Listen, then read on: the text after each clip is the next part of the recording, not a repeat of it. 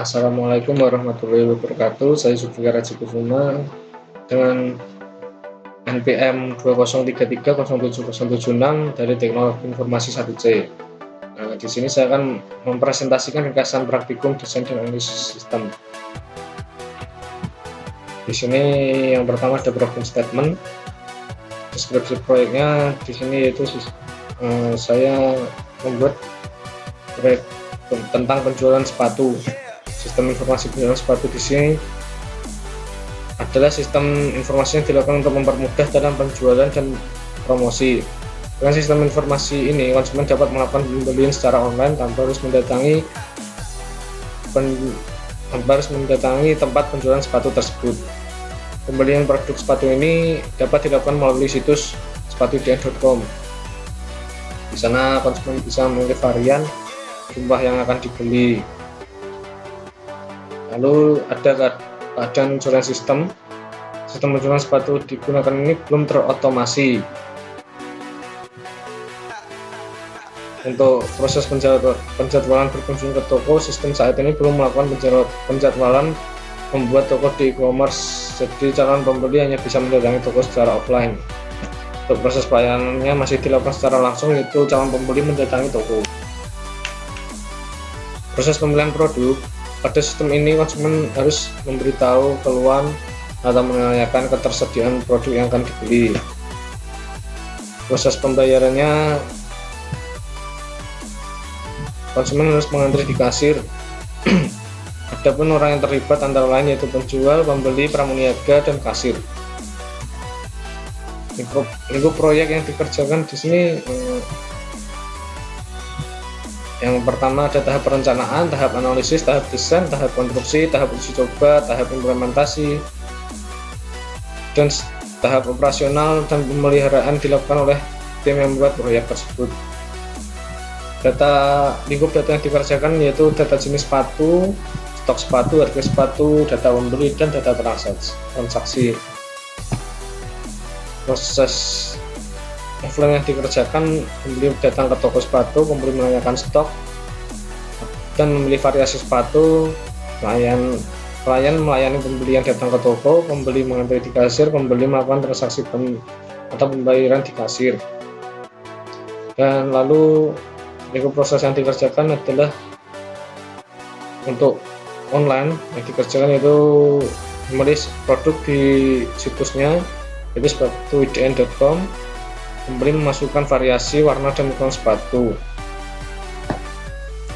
Lalu pembeli menentukan jumlah sepatu yang akan dibeli, mengisi format order, dan bisa memilih jasa ekspedisi pengiriman juga.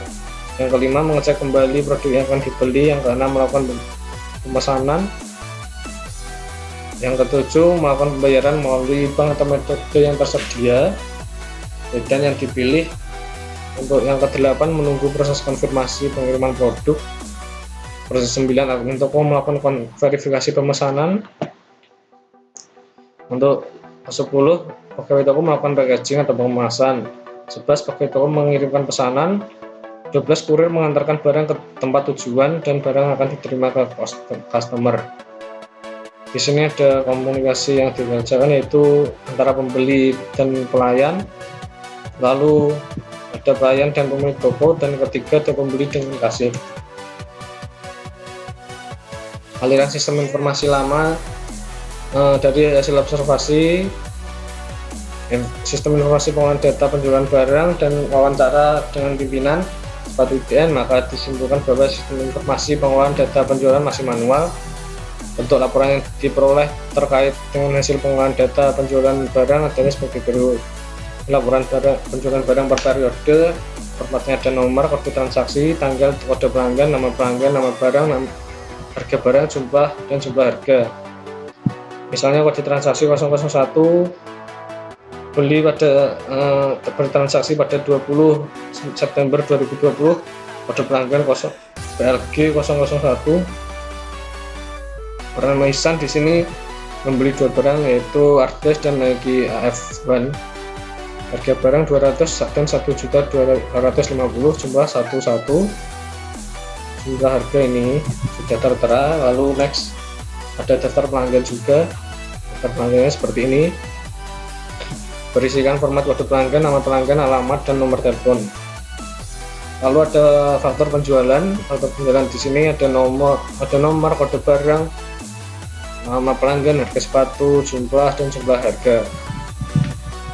Entitas atau orang yang terlibat pada sistem yaitu ada pelanggan, staf administrasi dan keuangan, dan pimpinan. Lalu keterangan jumlah laporan dikaitkan dengan entitas. Tiga laporan dicetak sebanyak 2 rangkap. Lalu untuk laporan penjualan barang per periode, daftar pelanggan diarsipkan oleh staf administrasi dan keuangan, dan juga diarsipkan oleh pimpinan. Sedangkan faktor penjualan diarsipkan oleh staf administrasi dan keuangan 1 rangkap. Kemudian 1 rangkap diserahkan ke pelanggan untuk bukti transaksi pembelian. Nah, di sini ada diagramnya, ada diagram sistem informasi lama. Ini penjelasannya seperti tadi. Data barang pelanggan dan transaksi penjualan diserahkan ke staf administrasi dan akan diolah. Setelah itu menjadi 2 lembar, akan diberikan ke pimpinan semua 2 lembar untuk diketahui dan ditandatangani. Setelah itu, jika sudah diketahui dan ditandatangani, laporan penjualan barang per periode akan dibagikan kepada staf administrasi 1 lembar dan pimpinan 1 lembar untuk diarsipkan. Daftar pelanggan juga pimpinan 1 lembar dan daftar pelanggan dan staf administrasi 1 lembar. Untuk faktor penjualannya ini 2 lembar untuk staf administrasi, jadi diarsipkan 1 oleh staf administrasi yang 1 ke pelanggan. Dan ini untuk sistem informasi yang baru, sama seperti tadi. Yang di sini ditambahkan kurir. Di sini kurir, di sini untuk kemudian online ya, data barang, data pelanggan, data transaksi penjualan itu akan diterima oleh kurir dan diolah datanya. Jika sudah, akan dikirimkan barang yang dipesan sehingga barang sudah sampai di pelanggan. Ini bisa diarsipkan oleh kurirnya dan bisa diarsipkan oleh pelanggannya. Pelanggan sudah terkonfirmasi. Jadi kurir di sini bisa mengkonfirmasi jika barang sudah sampai di pelanggan, dan pelanggan juga bisa mengkonfirmasi jika sudah benar-benar menerima barangnya. Dan bedanya di sini adalah pengolahan datanya sudah menggunakan database penjualan. Untuk diagram HIPO sistem baru, biasanya ada input. HIPO sistem pengolahan data transaksi penjualan sepatu DN, ada input data pelanggan, data barang, data transaksi, ada proses dan outputnya, laporan transaksi penjualan, data nama pelanggan, dan faktur penjualan. Sistem informasi pengolahan data penjualan komputer PT Mirna yaitu ini, data barang, data pelanggan, data transaksi penjualan. Dari pelanggan akan diolah oleh sistem, lalu faktor penjualan dikembalikan ke pelanggan.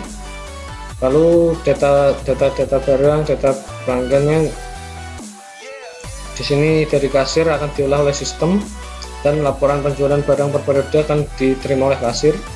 Untuk pemilik toko menerima laporan penjualan barang per periode. Di sini ada proses input, data barang, data pelanggan, data transaksi penjualan akan diproses, diolah datanya menjadi transaksi penjualan, lalu akan diproses outputnya, laporan penjualan barang per periode, daftar pelanggan, faktur penjualannya akan diserahkan ke staf administrasi keuangan, serta faktur penjualan akan diserahkan kepada pelanggan. Data barang, data pelanggan akan diserahkan ke kurir, dan pimpinan akan menerima laporan penjualan barang per periode, daftar pelanggan. Di sini diagram DFD level 1 sistem baru. Ada proses input data barang, proses input data pelanggan, dan proses input transaksi penjualan. Yang kedua di sini ada proses pengolahan data transaksi.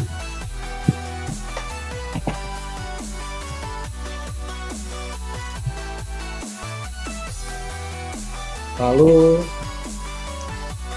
diagram level 3-nya di sini ada laporan penjualan barang per periode untuk kasir, daftar pelanggan untuk kasir, faktur penjualan untuk kasir, laporan penjualan barang per periode pemilik toko, dan daftar pelanggan untuk pemilik toko. Laporan penjualan barang per periodenya seperti ini, berformat nomor, kode transaksi, tanggal, kode pelanggan, nama pelanggan, nama barang, satuan, harga satuan, jumlah, dan jumlah harga.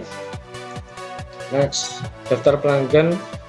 Di sini ada kode pelanggan, nama pelanggan, alamat, nomor telepon.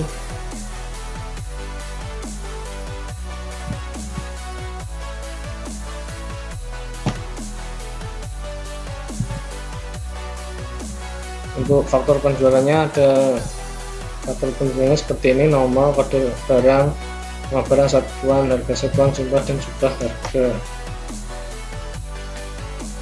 Ini relasi antara tabelnya. Ada kode barang, nomor barang, satuan, harga satuan, stok, memiliki transaksi penjualan, memiliki pelanggan. Di sini transaksi penjualannya ada kode transaksi, tanggal transaksi, kode pelanggan, kode barang, dan jumlah jual.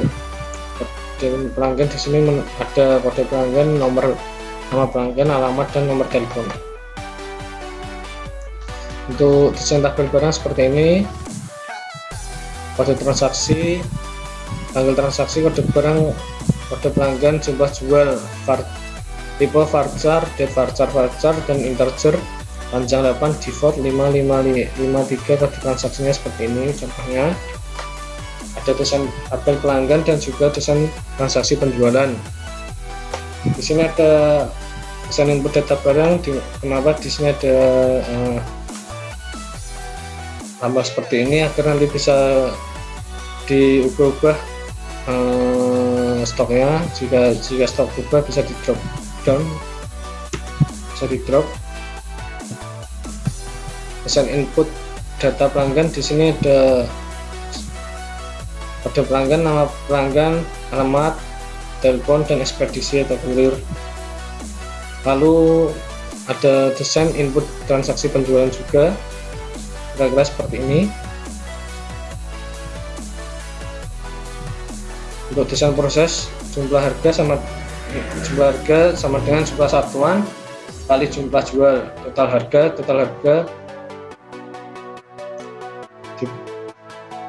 sama dengan jumlah harga. Stok sama dengan stok plus jumlah input stok baru kurang jumlah jual. Terusnya seperti itu kira-kira. Dan di sini ada analisis biaya. Analisis biayanya kira-kira seperti ini.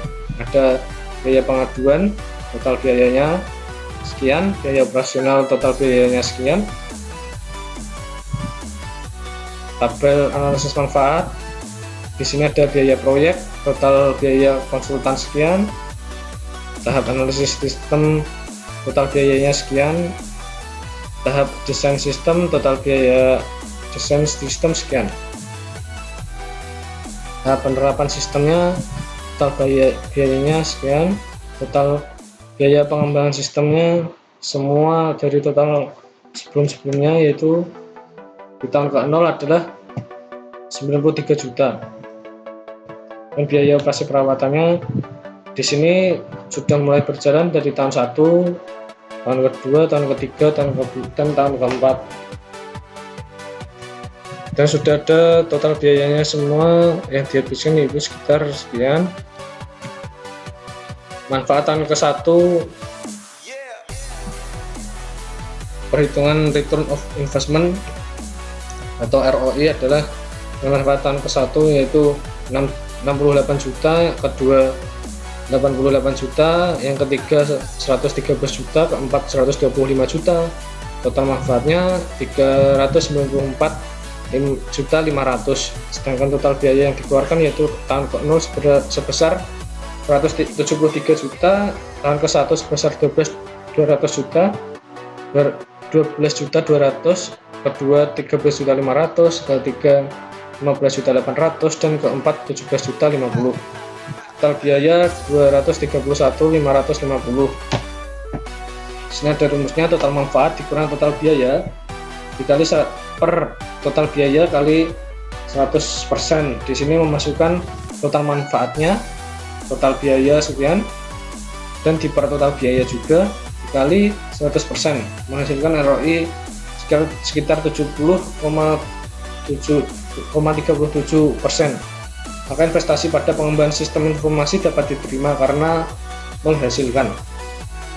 Sekian presentasi dari saya, kurang lebihnya mohon maaf. Wassalamualaikum warahmatullahi wabarakatuh.